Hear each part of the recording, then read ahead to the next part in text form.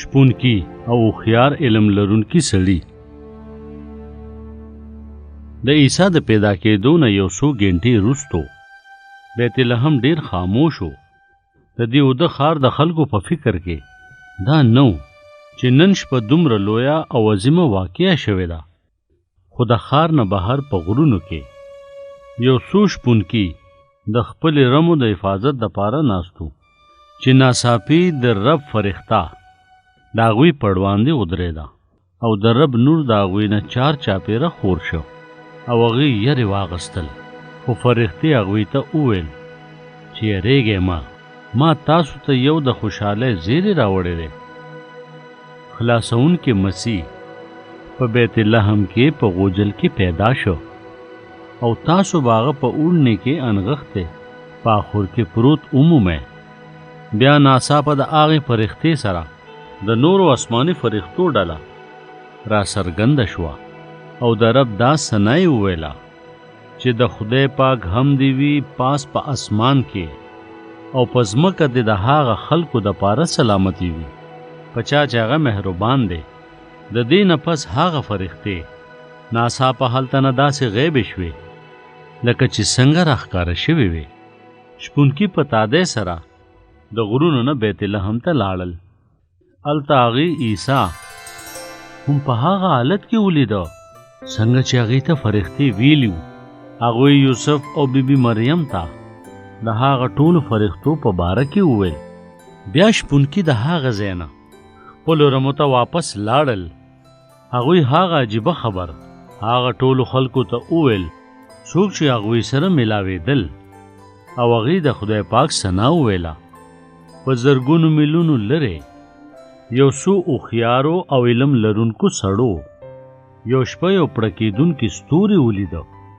هغې فیصله وکړه چې دا د خدای پاک نه یوه نښه ده چې مطلب یې دی نوی بادشاه پیدا شو. هغوی زر خپل اوښان تیار کړل او د اسرائیلو د ملک طرف ته په سفر روان شول. په بیت المقدس کې هغوی تپوس وکړو چې د یهودیانو نوی پیدا شوی بادشاه چېرته دی. هغې دا ویل چې هغه بادشاه په بیت لحم کې پیدا شوی دی. په هغه شپه پړکېدونکي ستوری د بیت لحم طرف ته و. د دې ستوري په مدد هغه سړي بالکل صحیح هغه ځای ته لاړل چېرته چې عیسی پیدا شوی و.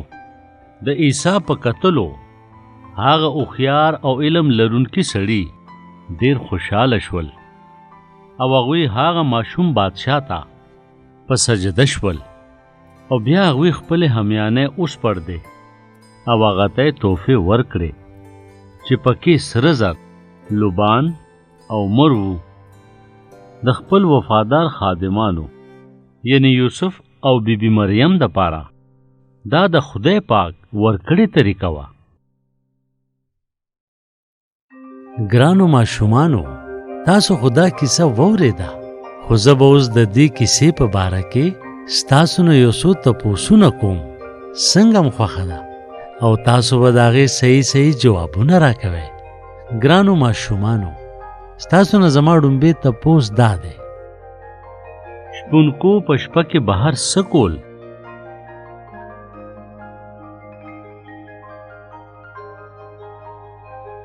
ستاسو نه زما دویم تپوس دا دی شپونکو ته چا وویل چې عیسی پیدا شوی دی؟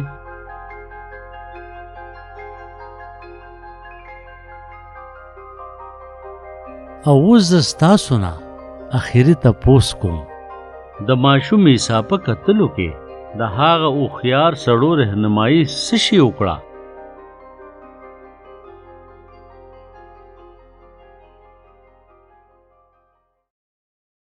ګرانو اورېدونکو یقینا چې دا کیسه به ستاسو خوښه شوې وي. همدغه شان نورو کیسو اورېدلو دپاره تاسو ضرور زموږ چینل سبسکرایب کړئ او که تاسو دا کیسې بغیر د انټرنیټ نه اورېدل غواړئ یا موږ سره رابطه کول غواړئ نو د پلی سټور نه زموږ د کیسو ایپ ډاونلوډ کړئ